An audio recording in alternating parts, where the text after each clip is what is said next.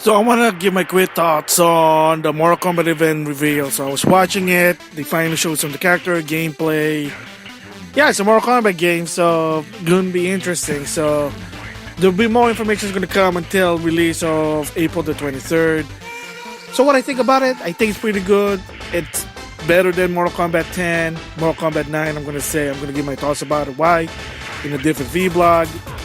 But yeah, I mean, pretty good about it, you know.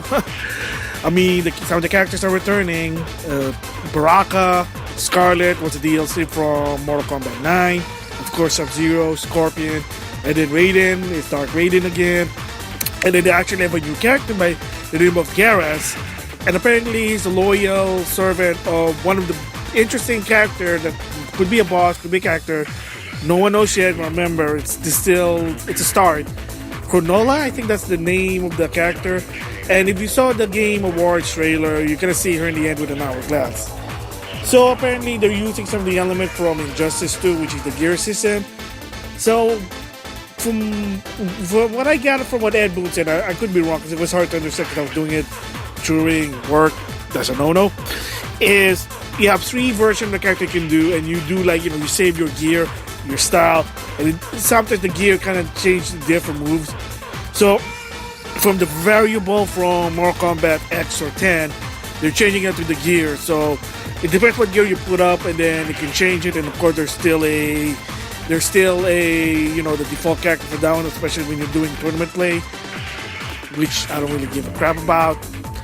Unless it's Street Fighter, I'm not really interested. Street Fighter or Dragon Ball Z or Arc System game. Maybe, but anyway, back to my story. That'll be interesting. And they said they got more characters that can come in. And then there was even basically a hint of another character we're going to reveal on January 30th from the people who run the Kombat Cast, which is the podcast for Mortal Kombat. And a lot of people have said it could be Cabal because of the speed thing, because that's what he does. Anyway, right now it looks promising, looks better than 10. Yeah, gonna be interesting about it. I'll do a follow-up, an in-depth of my thoughts on the Mortal Kombat as a whole, leading up to Mortal Kombat 11. But the interesting about this one, and hopefully, and I'll more go in depth on like I said on that other video, is the story. Because ever since Mortal Kombat Deception, they're doing some good storyline. I mean, the Mortal Kombat lore was actually interesting, even with the 2D one, the one that would digitize people. It wasn't that bad. I mean, after a while, with the fighting games were dying down, Mortal Kombat unfortunately also was impacted. I mean, there's a reason why Mortal Kombat Deadly Alliance, Deception, and Armageddon had that 3D type gameplay, because they were basically trying to copy Tekken, Virtual Fighter, and Soul Calibur to some extent. But anyway, like I said, we'll just have to wait and see how the game is good. But the story is interesting because apparently the rumor I'm getting is they show the prologue, and it takes place immediately after the end of Mortal Kombat 10, which is Shinnok was defeated, and somehow Raiden now became Dark Raiden again. And if you can remember Mortal Kombat 9, they had to do a reboot story because the story was really kind of get convoluted, more in depth again on a later vlog. And the whole point is that he was trying to send his past self a message to trying to change history, and it failed. So apparently, according to Ed Boon, what's happening now, releasing this character, Kronollia, I could be wrong. I gotta check it out one of these days to apologize. I'm doing this off the cuff.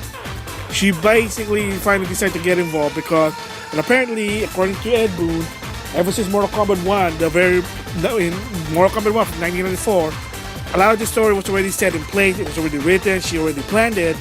But thanks to Raiden, decided to change history. She wasn't too happy about it because supposed to be the Raiden was supposed to be a dark Raiden, and then remember in Mortal Kombat 9, he was trying to prevent that. That's why Mortal Kombat 9 and 10 is still just Raiden. But apparently that kind of failed because in the end of Mortal Kombat 10 or X, Raiden is Dark Raiden again. So it goes back to ever since Deception, Dark Raiden. And in Mortal Kombat Armageddon, he was Dark Raiden. Because he felt that Earth, forsaken him, so he said, screw you, I'm going to do it my way. I mean, it is what it is. The story kind of interesting, but sometimes kind of mixed up. So apparently in this one, the two timeline storyline are going to intertwine. The one that starts in Mortal Kombat 9, the reboot one, and from what I heard, the other timeline is the original one since Mortal Kombat Armageddon. They're going to intertwine. So for the first time, I guess according to Ed Boon, is that there will be multiple versions of the same character. So there's going to be Sonya that's based on the reboot, which is, I guess, Ronda House. Yes, Ronda House is Sonya. Okay, I'm going to give my thoughts about that later. But like I said, Sonya from the original storyline, Johnny Cage, whoever.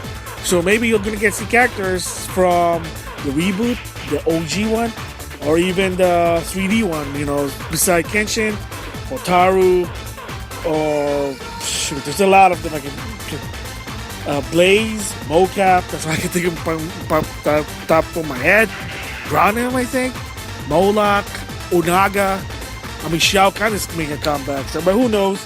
I mean, there's a lot of characters, but the problem is, to some extent, a lot of those characters, they have no storyline. They just decide to put it in just for the heck of it, which is, it is what it is. So hopefully, maybe Mortal Kombat 11 is going to be an ultimate version, an ultimate, which is everyone is here type of thing with every character. That would be interesting, but we'll just have to wait and see if that's even possible. I mean, Smash Brothers did it, but it is what it is.